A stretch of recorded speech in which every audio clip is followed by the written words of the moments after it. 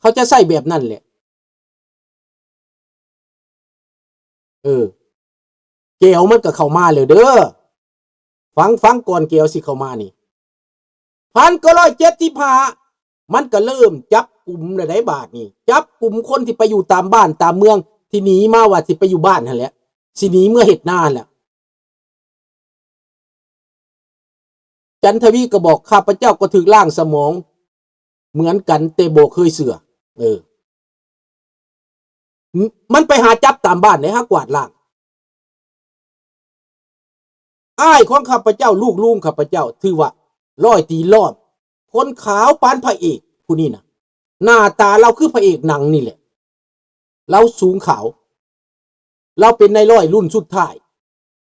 คือสิแม่นรุ่นที่24เรามาจากพลเคียงเวียงจันทน์มาอยู่บ้าน1975กำลังวุ่นวายเรามาอยู่บ้านมันแต่งตั้งไผมันแต่งตั้งเอาเท่ากันอ้ายหันลุงข้าพเจ้าเป็นทหารเป็นกลางไปอยู่น้ำพวกปฏิวัติข้าพเจ้าจะบอกเอาสื่อเนาะได้พันตรีแต่ว่าเขาบ่ได้เสือเราได้ถึงเราไปได้พันตรีเขาให้เราเป็นหมอยาพื้นเมืองเว้าก็ได้เราตายแล้วลุงพมมาคนบ้านแก้งโพสีเราเอาเมียถ้วยไทยบ้านห่วยเข้ามาแล้วเขาก็ไปแต่งน้องชายเราเท่ากันให้เป็นหยังให้เป็นกองหลอนแบกปืน FM ประจำบ้าน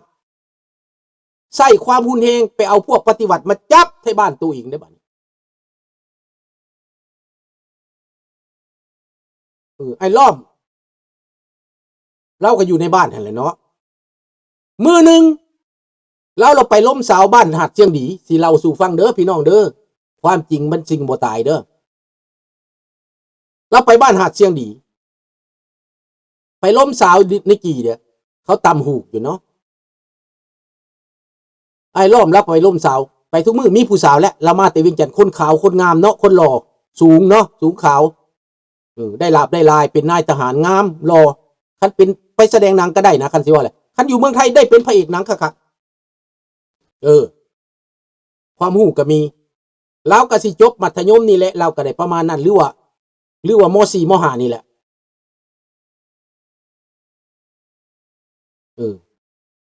แมนนอนอยู่สวนก็ว่าเป็นปฏิการนะเดี๋ยวนี้แมนเด้ออันนี้แมนทานวิรสนหลังจากนั้นแล้วพวกนายกันกับทหารปฏิวัติกับพวกปฏิวัตินี่มาแต่ขัวซี่พุ่นเข้ามาบ้านนั่นน่ะบ้านผู้ไทยเนาะบ้านฮาดเชิงดีนะเป็นบ้านผู้ไทยบ้านประตูของข้าพเจ้าเนาะพอเท่าข้าพเจ้าอยู่บ้านหาดเชียงดีมาแล้วก็ยิงปืนโป้งเป้งเข้าในบ้านนั่นแหละยิงขึ้นท้องฟ้าเลยว่าจังไดจับปฏิการโอ้ยไอ้ล้อมเราก็เห็นยิงปืนมาใส่แล้วมาข่ามหัวเราเนาะเราก็แล่นมาบ้านจากบ้านหาดเชียงดีก็ข้ามเซหาดเชียงดีกับเซบ้านแก้งโพสีมันตื้นๆเนาะบ่แม่นบ้านสีไข่ได้ทอนบ้านหาดเชียงดีกับบ้านแก้งโพสีเราข้ามแก้งมันฟังดีๆพวกเจ้าฟังดีๆคนแถวนี้น่ะลุงเคยเว้าและจำได้เนาะนรงค์ฟังข้ามแก้งมาเราก็แล่นข้ามแก้งมาแล้วมาฮอดเฮือนเราก็สิหูสิหานแม่เลยถามเอาแล่นเพิ่นเหรอลูกแล่นเฮ็ดหยังโอ้ยเขาเจ้าตีกันว่าซั่นเขาเจ้ายิงกันว่าซั่นแล่นแล้วก็มาอยู่ในเฮือนกินน้ำแล้วกันนั่งอยู่ในเฮือนเศร้าโวกอยู่จักน้อยพวกนั้นก็ไล่มาแล้วยิงปืนไล่ก้นมาแล้วปังมาแล้วจับพวกปฏิการว่าซั่นมาฮอดนำเขาก็ฮู้จักแล้วไอ้ล้อมแล้วเฮือนเราอยู่ไสบักพาไปจับก็สิแม่นไผคันบ่แม่นคนบ้านเสียงคันบ่แม่นบ้านแก้งผู้สีนำกันแค่บ้านนั่นแหละก็บักกันนั่นแหละเดี๋ยวนี้มันตายแล้วบ่เรื่องข้าว่าเจ้าคือสิตายแล้วเดี๋ยวจะฟังบีพรเนาะสิว่าให้ฟังมาก็มาจับเอาเราแหละมึงนี่แหละปฏิการว่าซั่น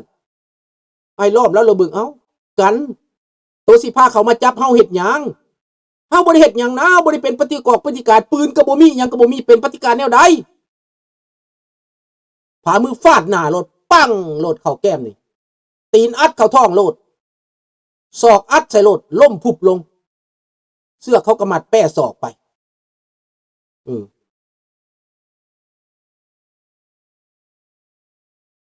ซัมมี่พมมาวัดดีแนวใดฟังเด้อจับมัดแป้ศอกไปบ่มีแก้วอันนี้บ่มีแก้วมีแต่พวกปฏิวัตินั่นแหละกับกองหลอดในบ้านนั่นแหละจับแล้วไปแล้วไปมัดใส่ต้นไม้แล้วก็ยิงป้างป้างตายคาต้นไม้แล้วแขวนตุลินอยู่แหละตายแล้วก็มาบอก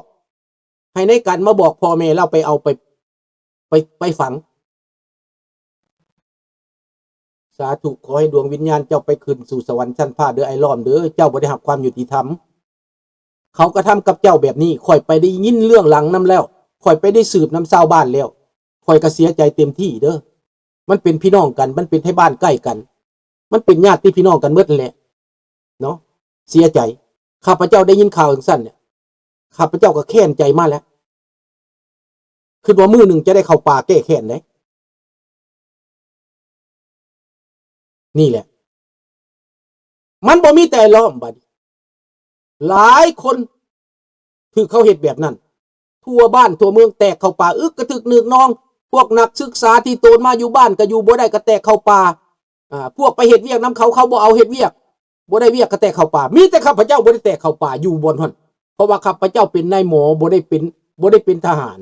เขาก็เลยเฮ็ดหยังบ่ได้เขาก็เลยอยากได้ข้าพเจ้าเมียข้าพเจ้าก็เป็นนายหมออยู่หั่นแล้วข้าพเจ้าก็เฮ็ดอยู่หั่นแล้วเขาต้องการหยังเขาต้องการวิชาการและความรู้ในห้องผ่าตัด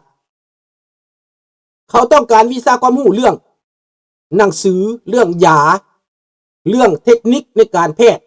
เขาต้องการคนพวกนี้นะเขาจึงบ่เฮ็ดหยังกับพวกพยาบาลพวกครูจำนวนหนึ่งเขาก็พยายามอบรมให้เป็นสอนแบบเขาให้เครียดแค้นแบบเขาเครียดแค้นจักรพรรดิต้องเอาปืนยิงยนต์จักรพรรดิอเมริกามึงอย่ามาแทรกแซงทุกมื้อทุกวันจักรพรรดิอเมริกามึงอย่ามาแทรกแซงอยู่หั่นแหละเอาอยู่หั่นแหละพวกจักรพรรดิกินบ้านกินเมือง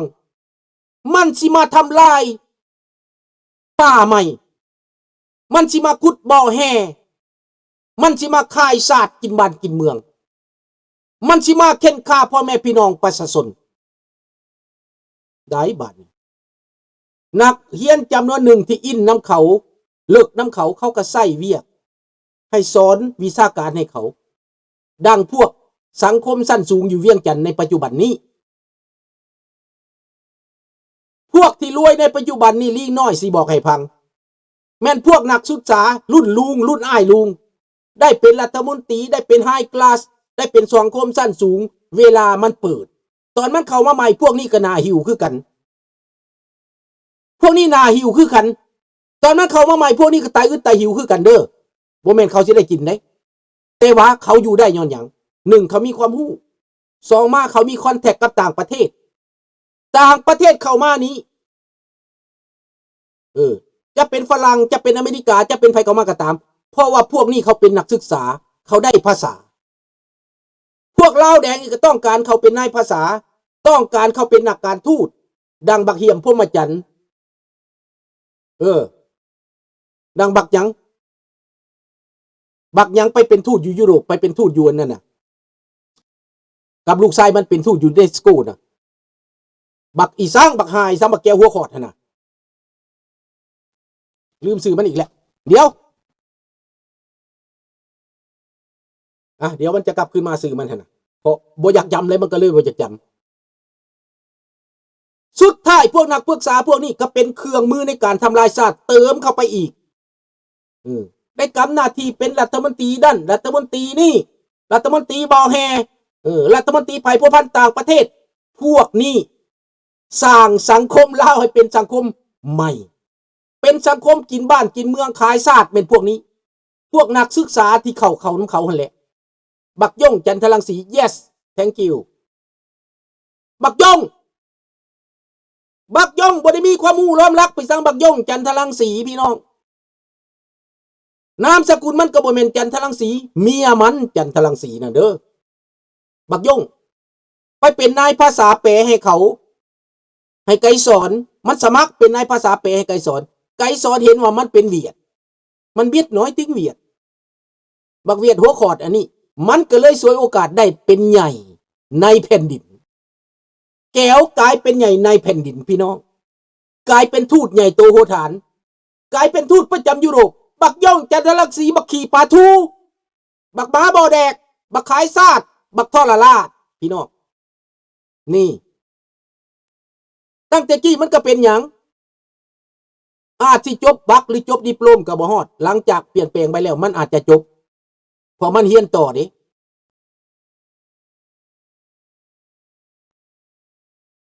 นี่แหละเรื่องของมันก็ไปว่าเครื่องมือทางการเมืองนักศึกษาคนเหล่านั้นกลายเป็นเครื่องมือทางการเมืองแล้วนักศึกษาเหล่านั้นปัจจุบันนี้สร้างตัวเองว่าเป็นเจ้าใหญ่นายตู่กลายเป็นสังคมสั้นสูงอวดอ้างอวดโม่ได้เป็นภาษีร่ำรวยได้เป็นภาษีกอบโกยร่ำรวยพี่น้องได้เป็นด่านได้เป็นตำรวจได้เป็นอยู่ในกระทรวงทบวงกรมเพราะว่าพวกลาวแดงบ่มีคนมาจากลาวแดงนั้นมาจากซ้ำเหนือเสียงขวางความหู้บ่พอ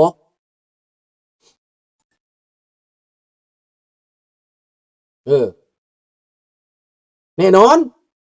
ในรอละบ่ลักกี้รอแน่นอนเจ้าคือเบิ่ง70แล้วยังขนาดนี้อยู่นี่70ปลายแล้วนะตอนยังหนุ่มนี่บ่ต้องไปหยังดอกยิ้มซื่อๆก็ยังมีคนสนใจแล้วแม่นบ่ล่ะบ่ได้แม่นเมาตัวเองเด้อว่าความจริงบ่ต้องจำเป็นไปตื้อเรื่องนั้นน่ะแค่เว้าเฉยๆ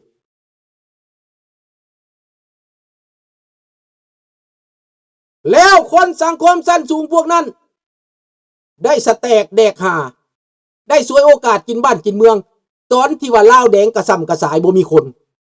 เขาก็เลยมอบหน้าที่พวกนี้ก็เลยสวยโอกาสขายชาติขายแผ่นดินแล้วก็สอนให้พวกลาวแดงสแตกอีก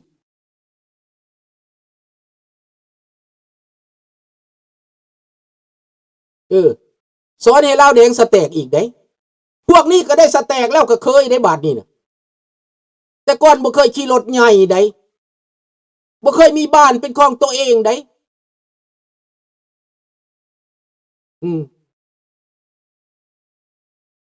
บ่เคยได้เป็นเศรษฐีได้เดี๋ยวนี้ได้เป็นเศรษฐีบักจุมมะลีตอนข้าพเจ้าสิโตนมานะบักจุมมะลีถือพวกกู้ซาดยิงอยู่ทะแขกขาหักบักจุมมะลีนี่นะพยาบาลที่ได้เป็นเมียมันนะกะอีนี่แล้วไปปัวขามันนะเป็นพยาบาลอยู่ในทะแขกเป็นพยาบาลประจำตัวบักจุมมะลีเลยเอามาเป็นเมียน้อยไว้จนเมียใหญ่ขาดใจตายสบายดีบุษดีเมียใหญ่ขาดใจตายแล้วบักจุมมะลีจังเอามาเป็นเมียคนบ่มีความรู้ความรักบักจุมมะลีเกิบสิใส่กับบ่มีตอนเข้ามาพี่น้องบ่มีเกิบสิใส่ให้ลูกอีแก้วสายใจนั่นแหละแมนบ่มีเกิบใส่ให้เมียกกลูกกกนั่นบ่มีไปเบิ่งโลดไอ้ฮู้นั่นข้าพเจ้าสิโพสต์ลงให้เบิ่งบ่มีเกิบมีแต่บักจุมมะลีมีเกิบผู้เดียวบ่มีเงินข้าพเจ้าไปเวียงจันทน์ไปเฮือนบักจุมมะลีไปหลับยาอยู่หลักเก่าเขาว่าเฮือนท่านจุมมะลีเพราะว่าเพิ่นเฮ็ดเมียเพิ่นเฮ็ดอยู่กระทรวงว่าซั่นไปให้เพิ่นเซ็นยาให้เมียบักจุมมะลีเซ็นยาให้ยาเปนิซิลินยาสเตปโตมิซินไปหลับ3 คันรถเต็มเอาทิ่มไว้อยู่ใส่ยาเปนิซิลินยาสเตปโตมิซินข้าพเจ้าไปหลับอยู่สังละเก้าทิ่มตากผลได้เป็นปีแล้วแก๊สยาเปนิซิลินสเตปโตมิซินตากผลไว้เป็นปีแล้วแม่นผู้ใดสิเอายาสเตปโตมิซินเปนิซิลินตากผลไว้เป็นปีพี่น้องคนไทยคนลาวคิดดูสิลาวแดงมันทำขนาดนั้นนะยาที่ได้มาจากต่างประเทศได้มาจากประเทศคอมมิวนิสต์ยุโรปนั้นจากฮังการีจากรูเมเนีย